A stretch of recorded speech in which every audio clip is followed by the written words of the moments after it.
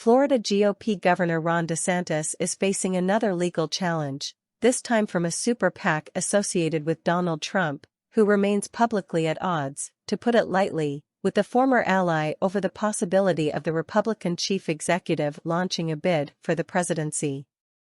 DeSantis doing so would mean he'd challenge Trump himself, who confirmed his expected campaign for the GOP presidential nomination for the 2024 election and, for now, is the party's probable frontrunner.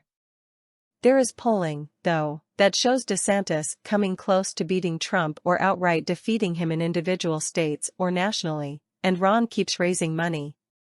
NBC revealed that the Trump political organization, which specifically was Make America Great Again Incorporated, was accusing DeSantis in a complaint with a state ethics commission of accepting illegal donations in furtherance of what effectively is a covert campaign for president or at least could soon become such a bid.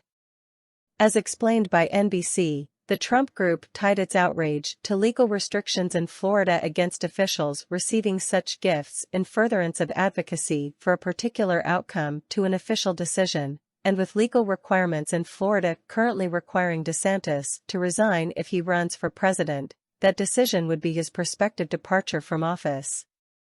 The Trump entity behind the complaint asked for an investigation into whether a series of actions in potential support of DeSantis's presidential ambitions are unlawful because they serve his personal political objectives, are in furtherance of his personal financial gain at the expense of Florida taxpayers, and are intended to influence his official decision to resign from office. Besides outside interests campaigning for DeSantis to run for president, also spotlighted were recent donations to the governor's political operation despite limits on how many terms he can serve as governor and trips he's recently taken. He even recently went to Iowa, obviously infamous for its traditionally early role in the respective major parties picking presidential nominees. Consequences for the governor should he be found liable for misconduct could include impeachment, but it's obviously far from certain he'd face such a thing, especially considering he appointed most of the ethics board's members. The Trump super PAC, though, also accused DeSantis of soliciting the disputed support. A spokesperson for the governor sounded largely unconcerned about the Trump team's move.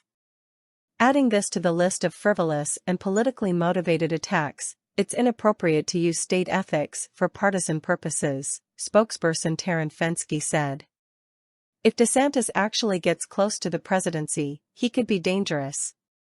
In Florida, his policy record has included restrictions on discussing sexual orientation and gender identity in classrooms, limits on teaching concepts like white privilege, what could be increasingly strict limits on abortion, an unfolding expansion of concealed carry in Florida allowing residents to covertly tote weapons without permits, and the list goes on.